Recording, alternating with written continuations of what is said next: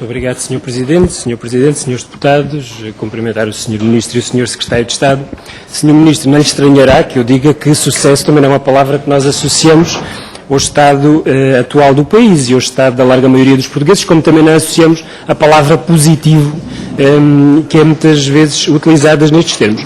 E não a associamos também porque, em sede desta Comissão, quando aqui esteve a Troika, o único elemento que acabou, o único indicador que acabou por avançar como positivo foi a diminuição do déficit da balança comercial.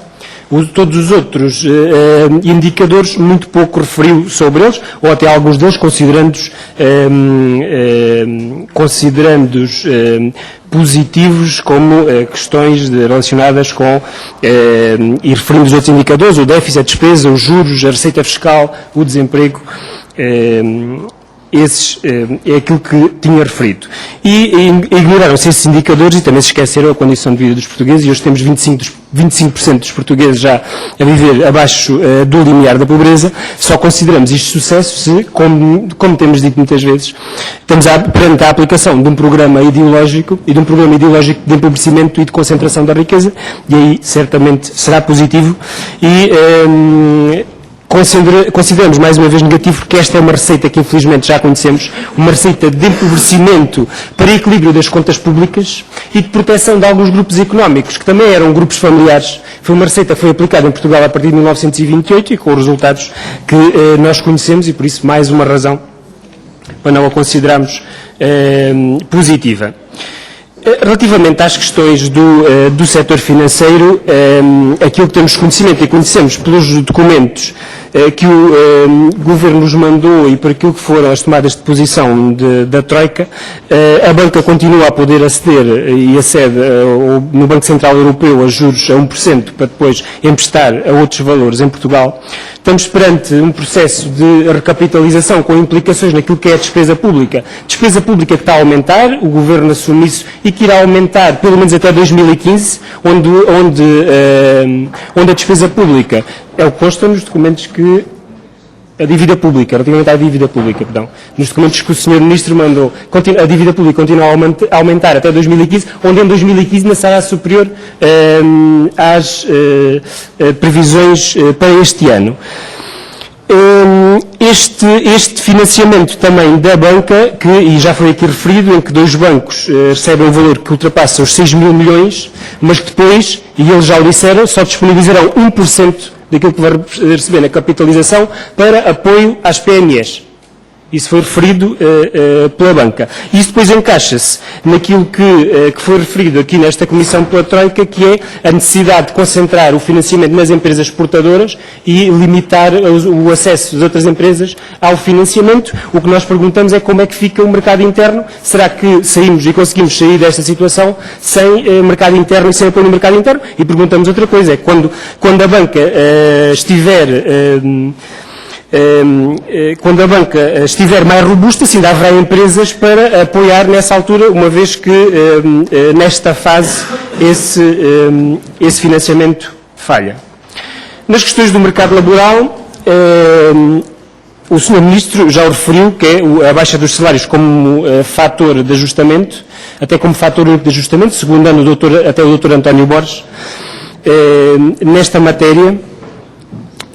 A Troika diz-nos a mesma coisa, diz que o problema em Portugal tem a ver com o peso excessivo na criação de postos de trabalho dos setores não transacionáveis e é preciso passar trabalhadores para os setores transacionáveis. E diz a Troika que esta passagem será feita através da redução dos salários, da obrigação da redução dos salários. Sabemos que está em curso um processo de redução de salários. Agora, o que eu perguntava é se está previsto mais alguma coisa em termos de redução de salários, uma vez que a Troika aponta claramente esta medida de transferência de postos de trabalho dos setores não transacionáveis para os transacionáveis. E em termos daquilo que é a FLEC, flexibilização laboral, a Troika também diz outra coisa muito interessante, e disse aqui nesta comissão, é que os patrões em Portugal têm que despedir porque não conseguem baixar os salários aos trabalhadores. E então, como não conseguem, despedem os trabalhadores e a seguir contratam-nos com salários mais baixos. Foi isso que nos foi dito aqui, e isto remete depois para a questão da flexibilidade e dos códigos de trabalho, esquecendo a Troika, curiosamente, aqueles senhores que não percebem muito bem o comportamento do desemprego e porque é que afirmaram não conhecer o comportamento do desemprego e porque é que o desemprego estava a atingir estas proporções, também depois não conseguiram olhar para o passado e perceber que das duas vezes que recentemente fizemos alterações ao Código de Trabalho, isso não aumentou a empregabilidade, aliás, num dos casos até houve uma redução. E o que eu perguntava é se há mais medidas, estão previstas mais medidas de flexibilização, para além daquelas que foram recentemente aprovadas no Parlamento e que estão junto do Presidente da República, tendo em conta aquilo que foram as declarações da Troika. Perguntava agora sobre a questão das rendas do setor energético. O Sr. Primeiro-Ministro, na altura, logo a seguir, em conferência de imprensa, negou que tinham sido pedidas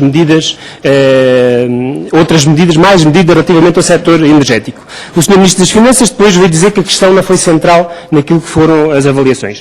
A Troika diz outra coisa. A Troika diz que é necessária uma maior determinação para a concretização das reformas que podem atingir interesses instalados. E o Governo, no documento que nos distribuiu, diz que serão tomadas medidas para reduzir a renda excessiva do setor energético, neste último documento.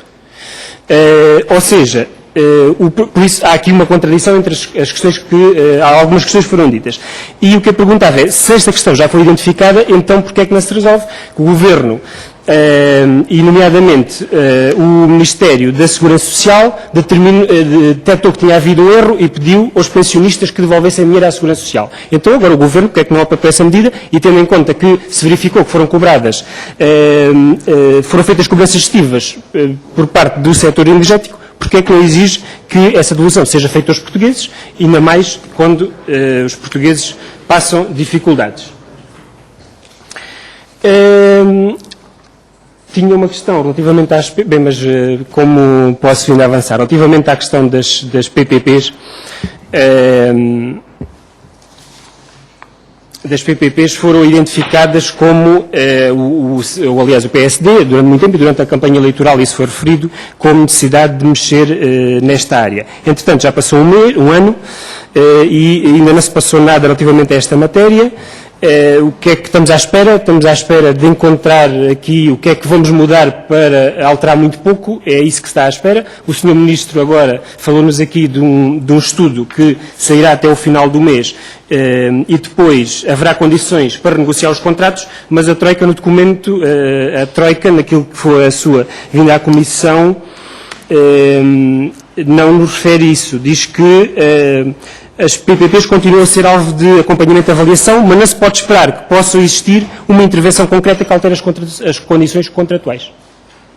Por isso, gostava de perceber em que é que ficamos, afinal, é possível ou não é possível, relativamente a esta matéria que a Troika aqui nos referiu e que o Sr. Ministro agora disse e referiu de uma forma diferente.